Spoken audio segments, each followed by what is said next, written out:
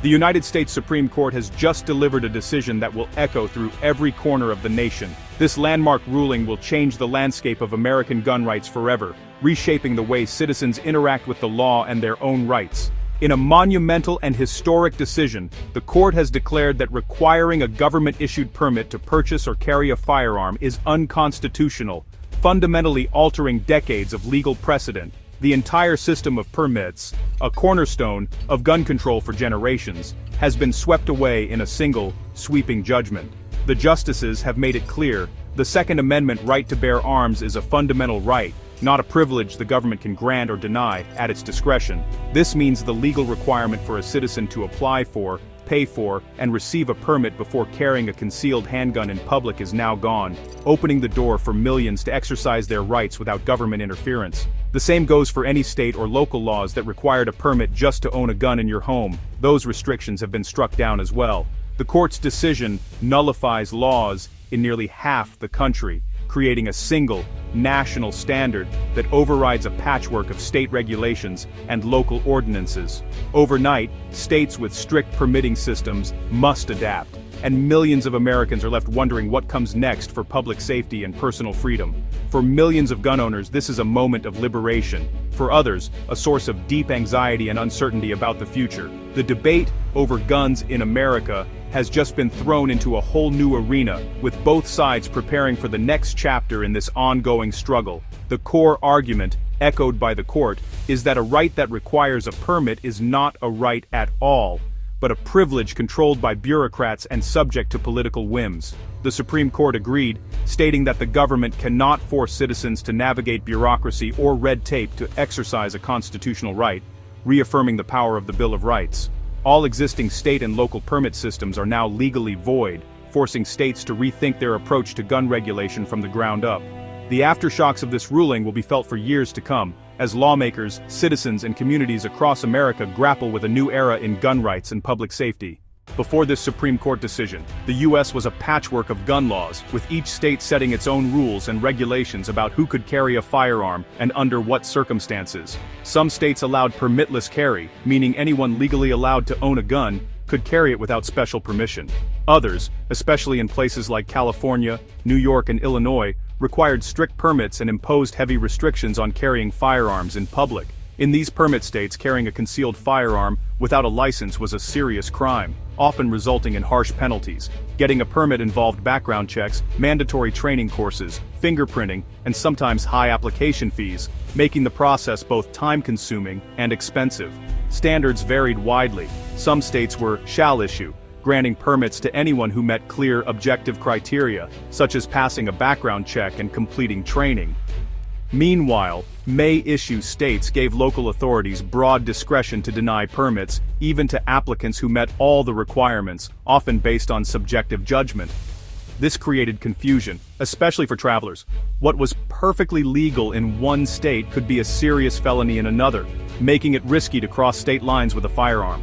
Reciprocity agreements were inconsistent, and a permit valid in one state might be worthless in the next, forcing gun owners to navigate a maze of rules and sometimes apply for multiple permits. The system created legal minefields for law-abiding citizens who could inadvertently break the law, and fueled growing calls for a single national standard to simplify things. The differences in state laws led to widespread frustration and uncertainty for gun owners, who often felt caught between conflicting regulations and unclear guidance. Many saw the permit system as a barrier to exercising a constitutional right, arguing that the Second Amendment should apply equally across all states, without extra hurdles. The Supreme Court's decision has now swept away this fractured landscape, marking a major turning point in American gun law history. The old system is gone, replaced by a uniform national standard that aims to bring clarity and consistency to gun ownership and carry rights. The debate now shifts to what regulations, if any, can survive constitutional scrutiny, as lawmakers and courts grapple with the new legal reality. The era of state-by-state permit requirements is over, ushering in a new chapter in the ongoing debate over gun rights and public safety in America. Why did the Supreme Court make such a drastic move? What led the justices to take such a bold stance on this issue, and what does it mean for the future of constitutional rights in America? The majority opinion was rooted in a specific interpretation of both history and the Constitution, drawing a direct line from the founders' intentions to today's legal landscape. The justices argued that the Second Amendment, like the First, is not something the government can license or restrict at its own discretion. You don't need a permit to speak or worship, you shouldn't need one to bear arms. The court emphasized that fundamental rights are not privileges to be granted or denied by the state. The court leaned heavily on the historical analysis from the 2022 Bruin decision, which requires that any modern gun laws must align with the nation's historical tradition of firearm regulation. They found that mandatory permit systems for law-abiding citizens simply didn't exist in the late 18th century, when the Constitution was written and ratified. The court also noted that permit laws were historically used to discriminate, especially against Black Americans, after the Civil War, when such laws were often tools of oppression. This history showed the potential for abuse in any system that lets the government decide who gets to exercise a constitutional right, raising concerns about fairness and equal protection. Ultimately, the court declared that requiring a permit is a clear infringement on the right to bear arms, and that such requirements cannot stand under constitutional scrutiny. The government's role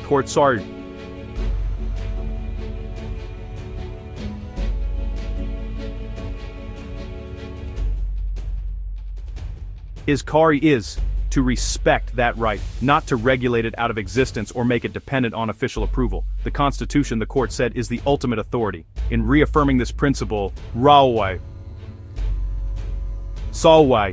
justices sent a powerful message about the enduring strength of America's founding document. One of the most surprising twists was the U.S. Department of Justice siding with the plaintiffs. The DOJ argued that permit systems unfairly burden law-abiding citizens while doing little to stop criminals. They presented data showing that states with permitless carry did not see the predicted spike in violent crime. Some even saw decreases. The DOJ contended that law enforcement should focus on prosecuting violent criminals, not regulating peaceful citizens. Resources spent on permits, they argued, could be better used to fight actual crime. This marked a dramatic shift in federal policy and gave significant weight to the argument against permit laws. Critics accused the DOJ of prioritizing ideology over safety, but supporters called it a courageous defense of constitutional rights. The DOJ's intervention was a critical factor in the Supreme Court's final decision. With permits gone, states with strict gun laws are scrambling for alternatives. Many are considering mandatory safety certifications, requiring training, exams, and range tests before carrying a gun. Critics argue these are just permits by another name, with similar fees and delays. Some states, like Illinois, are exploring mandatory liability insurance for gun owners, which could price out lower-income citizens. Others are proposing government approval for every ammunition purchase or limiting access to training courses. These strategies aim to maintain oversight without calling it a permit system. Each new regulation is likely to face legal challenges, setting up another round of court battles. The fight over gun rights is far from over. States like California, Illinois, and New York are moving fast to adapt. California is pushing for a mandatory firearm safety certification, with required training, tests, and fees. The state may also expand its list of sensitive places where guns are banned, a move sure to face legal challenges. Illinois is considering mandatory liability insurance for all gun owners, which critics call an unconstitutional poll tax. The insurance industry itself is hesitant to participate. New York is doubling down on banning guns in nearly all public spaces and tightening regulations on ammunition and storage. These states are determined to limit guns in public, setting up direct confrontations with the courts. The new laws will almost certainly be challenged, ensuring the legal battle continues. The nation is watching to see how far states can go before the courts step in again. The Supreme Court's decision has split the country. Supporters call it a victory for freedom, arguing that the right to self-defense is fundamental, and that permit systems only burdened law-abiding citizens. They point to data showing no surge in violent crime in permitless states, and believe an armed citizenry is a safer one. Critics, however, see the ruling as reckless, fearing more guns in public will lead to more violence and accidents. They argue that permits ensured basic vetting and training, and removing them will empower the irresponsible.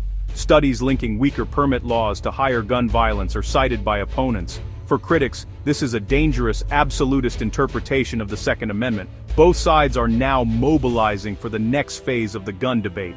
For the average American, the right to carry a concealed firearm is now the national standard. The confusing patchwork of state laws is gone, but new responsibilities and uncertainties remain. While permits are no longer required, other gun laws, like bans in federal buildings, still apply.